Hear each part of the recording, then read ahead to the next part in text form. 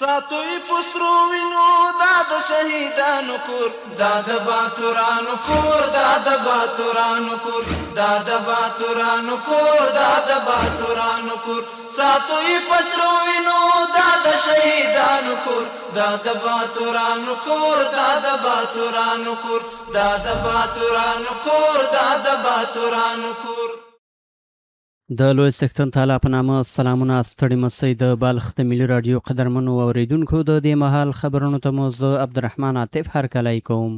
د هیواد په کچه د تاریخي ودانیو د بیارغونې چارو په دوام په مزار شریف ښار کې هم د کورنیو چارو د وزیر خلیفه سراج الدین حقانی په لارښوونه او د یو خصوصي شرکت په مالی ملاتړ د روضې شریفې د بیارغونې چارې د ګڼ شمېر ځایي مسؤلینو په حضور کې پیل شوې.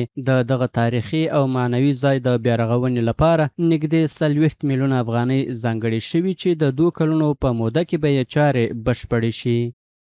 د بلخ په مرکز مزار شریف ښار کې د روضې شریفې د بیارغونې چارې پیل شوې. د بلخ مرستیال والي د دغې پروژې له تمویل کوونکي شرکت څخه د مننې ترڅنګ وایي چې د ورته تاریخي او معنوي ځایونو جوړول او بیارغونه له معنوي کلتوري او مادي پلوه ډیر ارزښت لري او باید د ساتنې لپاره لازم اقدامات وشي.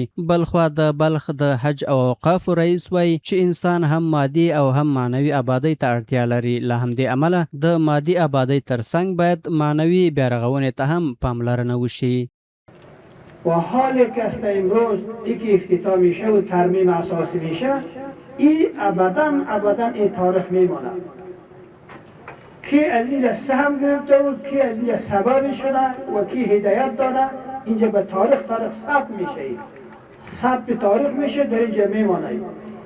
واقعا جای در نظام اسلامی در امارات اسلامی یک افتخار است. الحمدلله د اماکن مقدسو او دا رقم د مساجدو د مدارسو او دا یو مرکزي ځای چې هغه روضه ده د دې ظاهر عادي خلکو آباد کړي هم دي او اوس فلحال هم عادي کار شروع کیږي ظاهر شایسته شي او ظاهر خوندور شي نمایه برابر شي. دوم د شي باطن دی د باطن د روشنایي دپاره د باطني آبادۍ دپاره الله پاک او علماء کرام او مشایخ او شیخ الحدیثان پیدا کړي. بلخوا د بلخ د اطلاعات او کلتور رئیس وایي چې د هیواد د اطلاعات او کلتور وزارت د تاریخي او لرغونو ځایونو ساتنې او بیارغونې ته ځانګړې پاملرنه کوي. د دوی په وینا بلخ ولایت ته د عالی قدر امیر المؤمنین حفظه الله د سفر پر مهال هم د نوموړي لخوا د روضې شریفې په ګډون د دې ولایت د تاریخي ځایونو د ساتنې او بیارغونې پر اړتیا ټینګار شوی او ځایي مسؤلینو ته په دې برخه کې ځانګړې لارښوونې کړې دي. د افغانستان اسلامي امارات د حاکمیت سره و ټولو تاریخي آباداتو ته هغه که مخکې د اسلام تر دورې دي که د اسلام د دورې دي که مخکې تر میلاد دي و ټولو ته توجه سوې ده او د ټولو آباداتو ترمیم بیارغونه په خاصه پیرزوینه د مشرانو او خاصتا خاص د علی قدر امیر المؤمنین شیخ صاحب حفظه الله په خاصه سپارښتنه باندې دا کارونه جریان لري. شیخ صاحب مبارک چې کله مزار ته تشریف راوړی و نو د روضې شریفې چې کومو کارونو ته اړتیا وه شیخ صاحب مستقیما هدایت کړی و د حج اوقافو ریاست ته چې دغه چارې یې باید پر مخ باندې ولاړې سي. ورته مهال د تمویل کوونکي شرکت استازی وایي د روضې شریفې د بیارغونې په چارو شاوخوا 40 میلیونه افغانۍ لګښت راځي. نوموړی زیاتوي دغه پروژه د کورنیو چارو د وزیر خلیفه سراج الدین حقانی په لارښوونه او د ځایي مسؤلینو په همکارۍ په اساسي ډول ترسره کیږي چې چارې به د 2 کلونو په موده کې بشپړې شي. تخنیکي څېړنه او موضوعات ده په ګډه باندې خلیفه صاحب د ادارې او د موږ شرکت په ګډه باندې تر خلاص کړل اطلاعات فرهنګ وزارت سره. نو هغه تخنیکي اړخونه چې خلاص شول اوس هغه د رغونې چارې نن دغه د افتتاح و چې په مخه ځي خلاصېږي شروع کیږي او د دې هزینه چې کومه ده چې شرکت د خوا نه پرداخت کیږي هغه تقریبا تر 40 میلیون افغانۍ پورې ده. د دې دا خو داسې ترمیم داسې چارې دي چې هغه ډېر په عجله او په تیزۍ سره نه کېږي، نو نهایي پورې چې عموما هغه کېږي 2 کاله موده به ونیسي. باید وویل شي چې د روضې شریفې بیا رغونه یوازې د یو تاریخي ودانۍ رغول نه دي، بلکې د مزار شریف د تاریخي، کلتوري او معنوي هویت د ساتنې یوه مهمه هڅه بلل کیږي چې په رغېدو سره به د تاریخي او معنوي ځای د راتلونکو نسلونو لپاره لا هم خوندي پاتې شي. په مزار شریف ښار کې د روشن مخابراتي شرکت لخوا 160 ښوونځیو او مدرسو ته 550 د اوبو ترموزونه وویشل شول. د دې شبکې مسؤلین وایي دغه اقدام د څښاک پاکو اوبو د برابرولو او د زده کوونکو د ښوونیزو شرایطو د ښه والي په موخه ترسره شوی دی. په همدې حال کې د بلخ ولایت د پوهنې ریاست مسؤلینو د دغه مخابراتي شبکې له یاد غوره اقدام څخه مننه وکړه.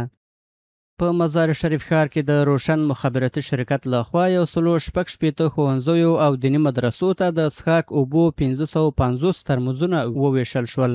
د څښاک اوبو د ترموزونو د ویش په مراسمو کې ویناوالو د روشن مخابراتي شبکې له همکارۍ او ملاتړ څخه خوښي څرګنده کړه او دغه اقدام یې د څښاک پاکو اوبو ته د زده کوونکو د لاسرسي او د مناسب ښوونیز چاپیریال د برابرولو په برخه کې اغیزمن ګام وباله.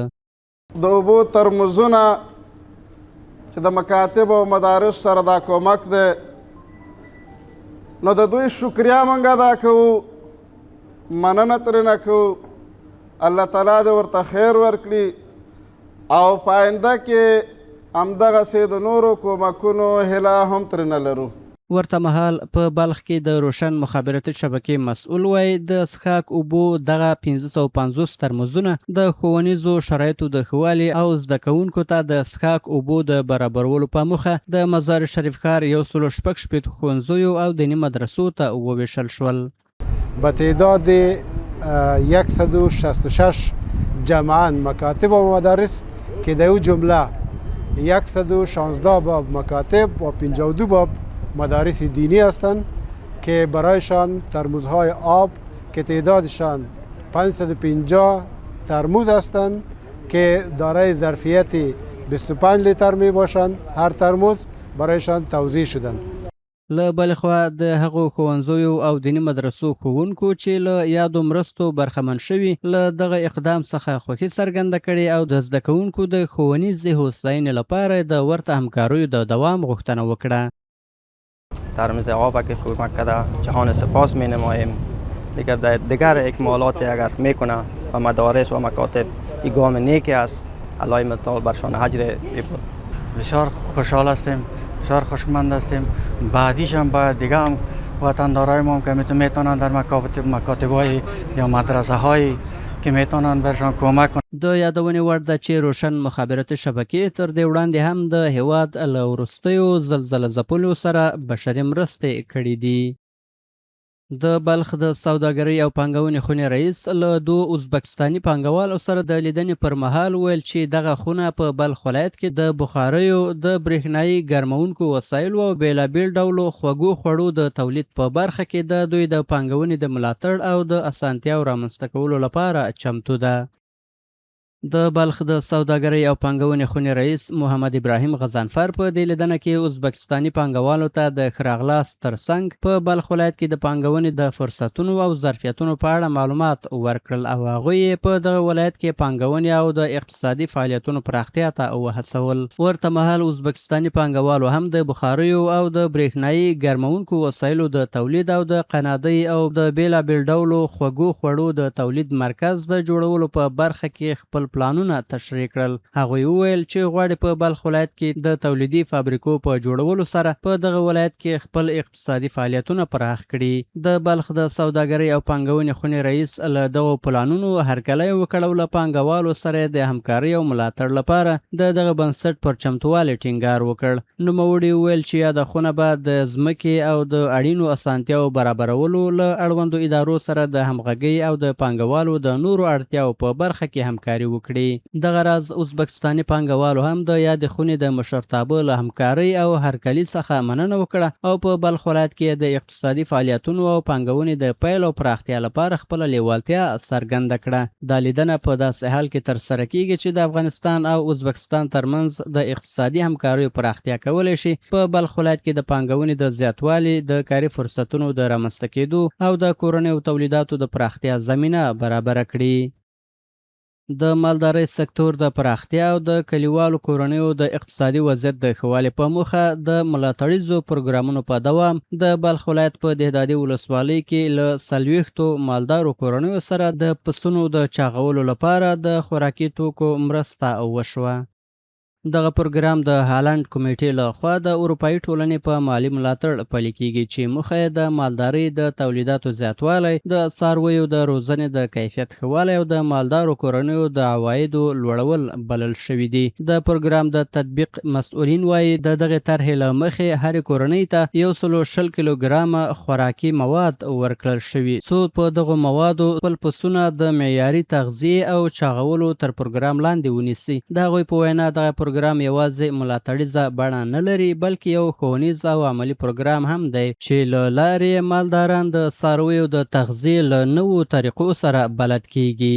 د مسؤلینو په وینا د دې پروګرام په ترڅ کې به 6 پسونه د بیلګې په توګه تر ارزونې لاندې ونیول شي چې 4 به په دغو معیاري خوراکي توکو تغذیه کیږي او 2 نور به مالداران د دودیزې او معمولي طریقې له مخې روزي. ټاکل شوی چې د دغو پسونو وزن به په 3 بیلابیلو پړاوونو کې یعنی د پروګرام له پیل مخکې، د پروګرام د تطبیق پر مهال او د خوراکي له ویش 2 میاشتې وروسته اندازه او سره پرتله شي څو د دغه متراکمې خوراکي د کارولو اغیز په عملي ډول څرګند شي. د افغانستان لپاره د هالند کمیټې کارکوونکي وایي د تیرو تجربو پایلو ښودلې هغه پسونه چې په دې ډول تغذیه کیږي د روزنې په یوه دوره کې په منځنۍ ډول شاوخوا 13 کیلوګرامه وزن زیاتوي. هغوی ټینګار کوي چې د معیاري خوراکي کارول کولی شي د غوښې په تولید کې د زیاتوالي، د مالدارۍ د صنعت د ودې او د کلیوالو کورنیو د ژوند د شرایطو په ښه والي کې مهم رول ولوبوي. په دې پروګرام کې یو شمېر ګډون کوونکو مالدارانو هم د ورته طرحو هرکلی کړی او هغه د مالدارۍ د تولیداتو د زیاتوالي او د خپلو کورنیو د عوایدو د ښه والي لپاره اغیزمن ګام بللی دی. هغوی هیله څرګنده کړې چې دغه ډول ښوونیز او ملاتړیز پروګرامونه په راتلونکو کې هم دوام ومومي څو په کلیوالو سیمو کې د مالدارۍ د سکتور د دوامدار پراختیا زمینه لا زیاته برابره شي. مسؤلین زیاتوي چې د څارویو د معیاري تغذیې د طریقو پراختیا د وزن او د حیواني تولیداتو د کیفیت د زیاتوالي ترڅنګ کولی شي د مالدارۍ په برخه کې د لا ډیرو کاري فرصتونو د رامنځته کېدو زمینه برابره او د سیمه ییز اقتصاد په وده کې اغیزناک رول ولوبوي. د بلخ د ملي راډیو قدرمنو اوریدونکو د دې مهال خبرونه تر بیا ښه وخت د الله په امان.